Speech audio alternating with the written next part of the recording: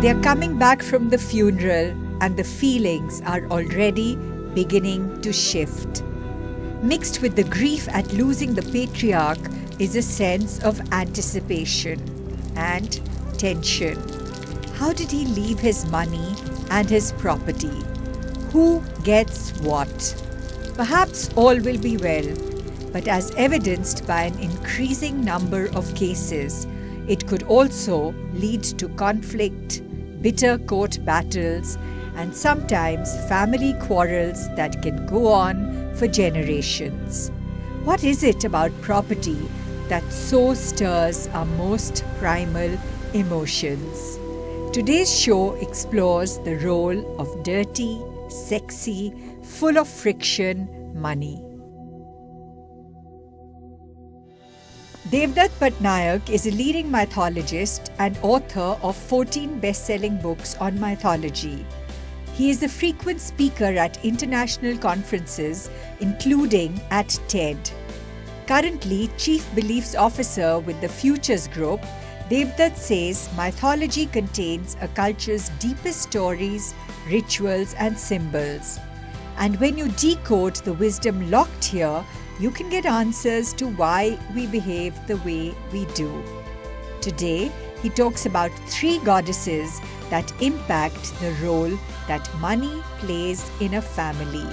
Some very surprising insights.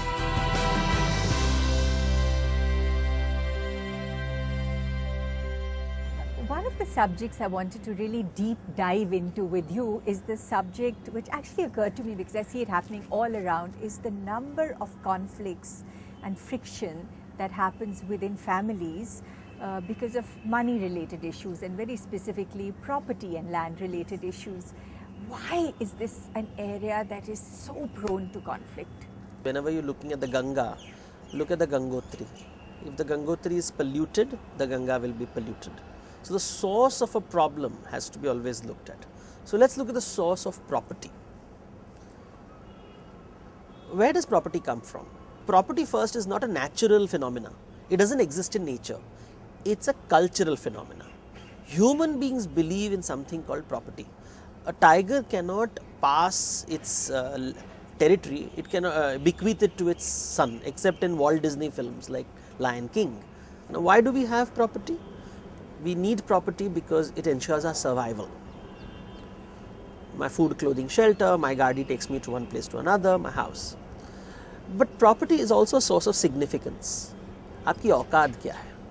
तो बड़ा घर है तो बड़ा औकात है, छोटा घर है तो छोटा औकात है. So there's an emotional connection to me and my property.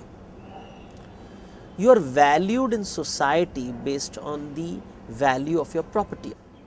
It defines who we are, fortunately or unfortunately, and therefore will always be in the center of all our conversations. Right. So property isn't as much a material need as much as it is a symbolic requirement of how important we are. It makes us feel significant. Somehow I've sensed that Indians seem to be more emotionally attached to their ancestral property or whatever property they have, and there seems to be many more conflicts around property than you see, for instance, in the US or in European countries. And why is that? Property attachment is global first, but there are cultural differences. Now, kings all over the world wanted to increase the empire. You know, the Romans wanted to have the vast empire, the British wanted vast empires. What is the logic of it? What is empire, if not a sophisticated form of property?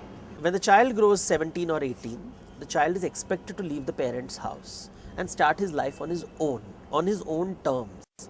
It is seen, in fact, it is embarrassing if the child stays with the parent. In India, the child stays in the family home forever. So it is, you are part of the property all your life, especially if it's a joint family.